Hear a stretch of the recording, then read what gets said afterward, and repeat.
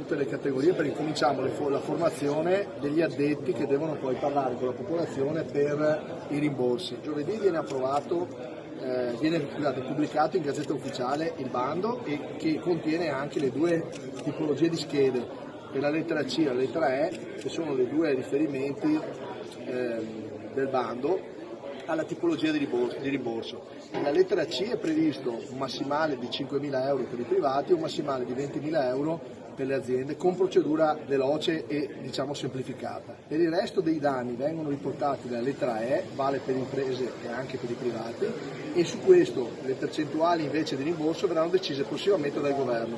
Io nell'arco di 30 giorni, entro fine anno, anni circa, questi sono i tempi, trasferiremo al governo il totalone, cioè il totale che viene fuori nella lettera C e il totale nella lettera E. Ovviamente continueremo a darlo pubblicamente questa cosa, in maniera che il governo possa prendere tutti gli adempimenti.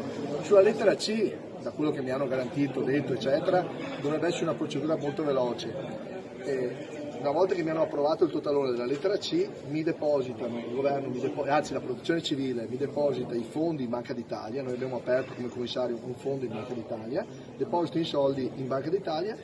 Io commissario, chiamiamo i singoli privati o aziende, chiediamo gli scontrini di quello che ci hanno dichiarato, perché hanno ricomprato, perché hanno rifatto gli impianti eccetera. A fronte degli scontrini mettiamo un timbro e provvediamo all'erogazione immediata del contributo.